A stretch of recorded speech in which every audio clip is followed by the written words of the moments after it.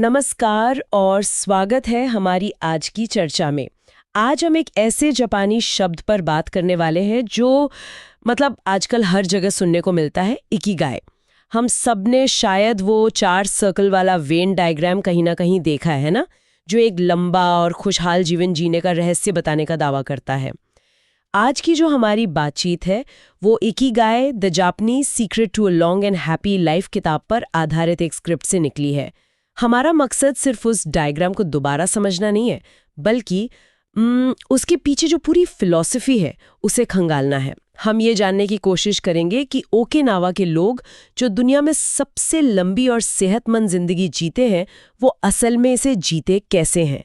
क्या ये वाकई उतना आसान है जितना लगता है? ये बहुत ज़रूरी सवाल है, क्योंकि इकिगाई मतलब कोई मंजिल नहीं है जिसे एक दिन पा लिया जाए।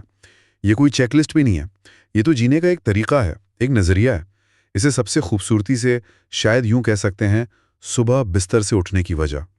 और ये वजह हर किसी के लिए अलग होती है। चलिए इसी बात को पकड़ते हैं। वो 4 वृत्त, मतलब जो आप प्यार करते हैं, जिसमें आप अच्छे हैं, जिसकी दुनिया को ज़रूरत है और जिसके लिए आपको पैसे मिल सकते हैं। सुनने में तो ये जिंदगी का परफेक्ट फॉर्मूला लगता है, लेकिन असल जिंदगी में, खासकर आज के दौर में, ज्यादातर लोगों के लिए जिस काम के पैसे मिलते हैं और जिस काम से प्यार है, ये 2 वृत्त कभी आपस में मिलते ही नहीं। इस संघर्ष के बारे में हमारे स्रोत क्या कहते हैं? स्रोत इस बात को पूरी तरह से मानते हैं, और यहीं पर इकिगाई के पश्चिमी और जापानी समझ में एक बड़ा अंतर आता है। पश्चिम में इसे अक्सर एक क्या कहते हैं, एक आदर्श करियर खोजने के टूल की तरह देखा जाता है, लेकिन जापानी संस्कृति में इकिगाई का मतलब हमेशा आपके पेशे से नहीं होता। ये बहुत ज्यादा पर्सनल है। स्रोत में एक कहानी है 102 साल के कराटे मास्टर की। उनसे पूछा गया कि उनका इकिगाई क्या है, तो उन्होंने कहा, अपनी कला को आगे बढ़ाना। एक 100 साल के मछुआरे से पूछा तो उसने कहा, अपने परिवार के लिए रोज ताजी मछली पकड़ कर लाना। किसी का इकिगाई बागवानी हो सकता है, किसी का अपने पोते पोतियों के साथ खेलना, कुछ भी। ओह, तो इसका मतलब यह है कि जरूरी नहीं कि आपका इकिगाई ही आपकी बिल्कुल तनख्वाह का जरिया हो। ये तो वो चीज है जो आपकी जिंदगी को देती है, भले ही वो आपके 9 से 5 की नौकरी के बाहर ही क्यों ना हो। ये विचार ही अपने आप में बहुत आजादी देता है। और जो बात मुझे सबसे दिलचस्प लगी वो ये है कि ये समय के साथ बदल भी सकता है। जो आपका 20 साल की उम्र में इकिगाई था, जरूरी नहीं कि 50 की उम्र में भी वही हो, है ना? एकदम। ये एक बहती नदी की तरह है, कोई ठहरा हुआ तालाब नहीं। इसकी खूबसूरती इसकी भव्यता में नहीं, बल्कि इसकी सादगी में है। यह आपको बताता है कि जिंदगी में हमेशा कुछ ना कुछ ऐसा होता है जिसके लिए आप सुबह उठ सकते हैं। और यही सोच ओकिनावा के लोगों के एक और हैरान कर देने वाले पहलू से जुड़ती है, रिटायरमेंट का कॉन्सेप्ट ही न होना। हाँ, ये तो आज की कॉर्पोरेट दुनिया में किसी को भी चौंका देगी, जहां लोग अक्सर अपनी नौकरी के पहले दिन से ही रिटायरमेंट के दिन गिनना शुरू कर देते हैं। वो ऐसा कैसे कर पाते हैं कि जिंदगी भर काम करते रहें और खुश भी रहें? क्योंकि उनके लिए काम और जीवन अलग अलग नहीं है। जब आपका काम ही आपको खुशी और उद्देश्य देता हो, तो आप उससे रिटायर क्यों होना चाहेंगे? वहां के लोग काम इसलिए नहीं करते कि उन्हें एक दिन रुकना है। वो काम इसलिए करते हैं क्योंकि उनका काम ही उनकी पहचान का, उनके समुदाय से जुड़ाव का और उनकी खुशी का एक हिस्सा है। जब आपका काम बोझ नहीं बल्कि आनंद बन जाए, तो उससे छुट्टी लेने का विचार ही नहीं आता। वो जीवन के आखिरी दिन तक एक्टिव रहते हैं, अपने समुदाय में योगदान देते रहते हैं। ये आज की हसल कल्चर या बर्नआउट की दुनिया से बिल्कुल उल्टी सोच है। यानी जिंदगी को टुकड़ों में नहीं, बल्कि एक पूरी एक इकाई की तरह देखना। और इतने लंबे समय तक उद्देश्यपूर्ण और सक्रिय रहने के लिए शरीर का साथ देना भी तो बहुत जरूरी होगा। बिल्कुल। और यहीं पर ओकिनावा के लोगों का खानपान एक बहुत बड़ी भूमिका निभाता है, खासकर उनका हारा हाचीबू का सिद्धांत। ये सिर्फ एक कहावत नहीं, बल्कि उनके डीएनए में बसी एक आदत है। इसका मतलब है, अपना पेट सिर्फ 80% तक भरो। मैंने इसके बारे में पढ़ा है। ये सिर्फ कम खाने के बारे में नहीं है, बल्कि सचेत होकर खाने के बारे में है। हम अक्सर तब तक खाते रहते हैं जब तक पेट पूरी तरह भर न जाए या हमें बेचैनी न होने लगे। लेकिन 80% पर रुकने का मतलब है कि आप अपने शरीर के संकेतों को सुन रहे हैं। एकदम सही। जब हम थोड़ा कम खाते हैं तो हमारे पाचन तंत्र पर कम दबाव पड़ता है। शरीर को भोजन को पचाने में कम ऊर्जा खर्च करनी पड़ती है, जिससे वो ऊर्जा शरीर की मरम्मत और दूसरे जरूरी कामों में लग जाती है। वैज्ञानिक भाषा में कहें तो इससे ऑक्सीडेटिव स्ट्रेस कम होता है, जो उम्र बढ़ने की प्रक्रिया को धीमा कर देता है। और सिर्फ कैसे खाते हैं यही नहीं, क्या खाते हैं ये भी महत्वपूर्ण है। उनका आहार इंद्रधनुष जैसा होता है। हरी और पीली सब्जियां, शकरकंद, टोफू और समुद्री शैवाल, सीवीड। वो बहुत कम चीनी, नमक और प्रोसेस्ड फूड खाते हैं। और दिलचस्प बात यह है कि वो इन चीजों को छोटे छोटे बर्तनों में खाते हैं। ये एक मनोवैज्ञानिक तरकीब है ना? छोटी प्लेटों में खाना ज्यादा लगता है और आप स्वाभाविक रूप से कम खाते हैं। ये आज के सुपर साइज कल्चर के बिल्कुल उलट है। बिल्कुल, ये संयम का दर्शन है। भोजन शरीर के लिए ईंधन है, भोग विलास की वस्तु नहीं। और यही संयम और स्वाभाविकता उनकी शारीरिक गतिविधियों में भी दिखती है। आज हम फिटनेस की बात करते हैं तो दिमाग में जिम, ट्रेडमिल, हेवी वेट्स और नो पेन नो गेन जैसी बातें आती हैं। लेकिन स्रोत बताते हैं कि ओकिनावा में कोई जिम नहीं जाता। हाँ, क्योंकि उनकी पूरी जीवन शैली ही एक तरह का वर्कआउट है। वो स्वाभाविक रूप से हिलने डुलने या मूव नेचुरली के सिद्धांत पर जीते हैं। इसका मतलब है कि शारीरिक गतिविधि उनकी दिनचर्या में बुनी हुई है, अलग से करने वाला कोई काम नहीं। वो बागवानी के लिए झुकते हैं, बाजार जाने के लिए पैदल चलते हैं, घर के काम खुद करते हैं और ताइची जैसे हल्के फुल्के व्यायाम करते हैं। ये शरीर को लगातार गति में रखता है, बिना किसी तनाव या चोट के जोखिम के। इसमें एक बड़ी मनोवैज्ञानिक बात छिपी है।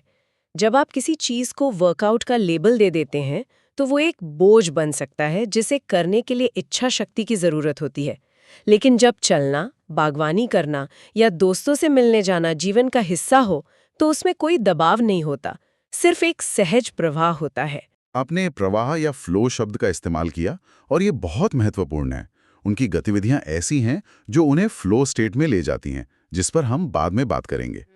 लेकिन इस शारीरिक और मानसिक सेहत का एक और स्तंभ है जो शायद सबसे ज्यादा जरूरी है, उनका सामाजिक जीवन। हाँ, मुआई, ये कॉन्सेप्ट मुझे बहुत आकर्षक लगा। ये सिर्फ एक दोस्त मंडली से कहीं ज्यादा है ना? बहुत ज्यादा। मुआई कुछ करीबी दोस्तों का एक छोटा समूह है जो बचपन में बनता है और जीवन भर एक दूसरे का साथ निभाता है। ये एक तरह का चुना हुआ परिवार है, एक सामाजिक सुरक्षा जाल। इस समूह के लोग नियमित रूप से मिलते हैं, अपनी खुशियां और परेशानियां साझा करते हैं और जरूरत पड़ने पर एक दूसरे की आर्थिक मदद भी करते हैं। वो जानते हैं कि चाहे कुछ भी हो जाए, उनके पास बात करने और सहारा देने के लिए हमेशा कुछ लोग हैं। अरे वाह, ये तो अकेलेपन का सबसे पक्का इलाज है।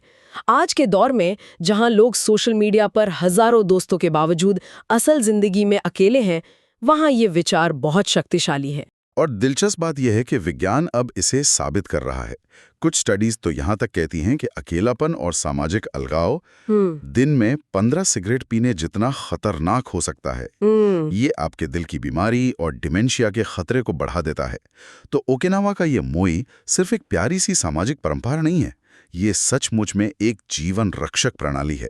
ये उस पुराने सच को उजागर करता है कि इंसान एक सामाजिक प्राणी है, हमें एक दूसरे की जरूरत है। ये सच में एक गहरी बात है। तो हमने उद्देश्य की बात की, खान पान, स्वाभाविक गति और समुदाय की बात की। इन सब में एक धागा जो मुझे बार बार नजर आ रहा है, वो है वर्तमान में जीने का, उस पल में पूरी तरह मौजूद रहने का। और आपने इकिगाई के दर्शन का सार पकड़ लिया। ये हमें मल्टीटास्किंग की उस आदत को छोड़ने के लिए कहता है जिसे आज की दुनिया प्रोडक्टिविटी का पैमाना मानती है। इसके बजाय इकिगाई का दर्शन कहता है एक समय में एक काम करो और उसमें पूरी तरह डूब जाओ। इसी मानसिक स्थिति को फ्लो स्टेट कहते हैं। फ्लो स्टेट, मैंने सुना तो है इसके बारे में, लेकिन स्रोत इसे कैसे समझाते हैं? स्रोत बताते हैं कि ये वो अवस्था है जब आप अपने काम में इतने मग्न हो जाते हैं कि आपको समय का, भूख प्यास का, यहाँ तक कि खुद का भी एहसास नहीं रहता। आपका सारा ध्यान उस काम पर होता है और वो काम बिना किसी जोर जबरदस्ती के सहजता से होता चला जाता है। तनाव गायब हो जाता है, रचनात्मकता अपने चरम पर होती है और जीवन सार्थक लगने लगता है। ये सिर्फ कलाकारों या संगीतकारों के लिए नहीं है। स्रोत में एक 90 साल के बढ़ई की कहानी है जो लकड़ी के एक टुकड़े पर काम करते हुए घंटों खो जाता था। उसके लिए समय, भूख, सब कुछ गायब हो जाता था। यही इकिगाई का असली जादू है, अपने काम में इतना डूब जाना कि काम काम न लगे बल्कि एक ध्यान बन जाए। तो कुल मिलाकर इकिगाई का संदेश सिर्फ अपना जुनून खोजो से कहीं ज्यादा गहरा है। ये एक पूरा इकोसिस्टम है। अपना उद्देश्य खोजो, भले ही वो छोटा हो। अपने शरीर का सम्मान करो, उसे सही ईंधन दो और उसे स्वाभाविक रूप से हिलाओ दुलाओ। अपने लोगों से जुड़े रहो, अपना मोई बनाओ और जो भी करो उसे पूरे ध्यान और प्रवाह के साथ करो। ये एक दिन की खोज नहीं बल्कि जिंदगी भर का अभ्यास है। और सबसे खूबसूरत बात यह है कि इसके लिए कहीं दूर जाने की जरूरत नहीं है। आपका इकिगाई कहीं बाहर नहीं, आपके अंदर ही मौजूद है। उसे खोजने के लिए बस थोड़ी शांति, थोड़ा ठहराव और अपने अंदर झांकने की हिम्मत चाहिए। आज की शोर शराबे वाली दुनिया में हमें बस उस आंतरिक आवाज को सुनने की जरूरत है जो हमें बता रही है कि हमारे लिए सच में क्या मायने रखता है। ये एक बेहतरीन निष्कर्ष है। इस पूरी चर्चा से ये साफ है कि लंबा और खुशहाल जीवन कोई रहस्यमयी पहेली नहीं है, बल्कि रोजमर्रा की छोटी छोटी सही आदतों का नतीजा है। इसी सोच के साथ मैं सुनने वालों के लिए एक सवाल छोड़ना चाहता हूँ, एक विचार जिस पर वे इस चर्चा के बाद सोच सकते हैं। प्रश्न ये है, अगर आज की भागदौड़ भरी जिंदगी से कोई एक चीज हटानी हो ताकि अपने इकिगाई की आवाज ज्यादा स्पष्ट रूप से सुनाई दे, तो वो क्या होगी?